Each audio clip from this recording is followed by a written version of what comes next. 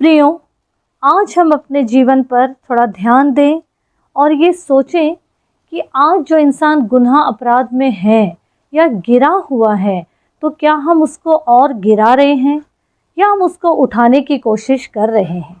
इस बात पर ज़रा हमको सोचना बहुत ज़रूरी है, क्योंकि परमेश्वर प्रभु यीशु मसीह इस पृथ्वी में इसीलिए नहीं आए थे कि धर्मियों को बचाए, वो इसलिए आए थे कि पापियों को बचाए, पापियों का उद्धार हो।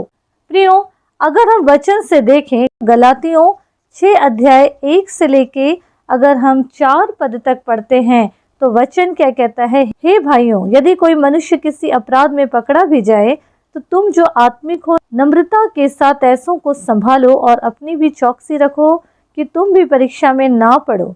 तुम एक दूसरे का भार उठाओ और इस प्रकार मसीह की व्यवस्था को पूरी करो, क्योंकि यदि कोई कुछ ना होने पर भी अपने आप को कुछ समझता है तो वो अपने आप को धोखा देता है।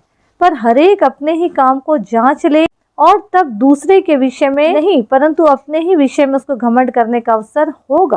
पहला पद में क्या लिखा, हे भाइयों, यदि कोई मनुष्य किसी अपराध में पकड़ा भी जाए तो तुम जो आत्मिक हो उसे नम्रता से संभालो। उसे नम्रता की आत्मा से सुधारना है और अपनी भी चौकसी रखना है ताकि हम भी परीक्षा में ना पड़े। यह वचन हमें सिखाता है कि कलीसिया में हमारा काम दोष ढूंढना नहीं, बल्कि गिरोह को या कहा जाए जो गुनहगार अपराध में है उनको उठाना है। या कोई भाई बहन गुनाह में पड़ जाए तो हमें कठोरता से नहीं बल्कि प्रेम और नम्रता से उन्हें वापस लाना चाहिए, क्योंकि हम भी कमजोर हैं और कभी भी हम परीक्षा में पड़ सकते हैं। दूसरा पद कहता है, तुम एक दूसरे का भार उठाओ और इस प्रकार मसीह की व्यवस्था को पूरी करो। मसीह की व्यवस्था प्रेम की व्यवस्था है। जब हम किसी के दुख में, संघर्ष में या कमजोरी में उसके साथ खड़े होते हैं, तब हम सच में प्रभु की आज्ञा का पालन करते हैं।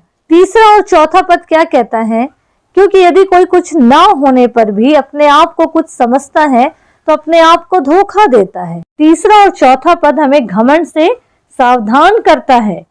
यदि कोई अपने आप को कुछ समझता है तो वो अपने आप को धोखा देता है। प्रियो, हमको कभी भी अपने आप को दूसरों से तुलना नहीं करना है, बल्कि अपने जीवन की जांच करनी चाहिए।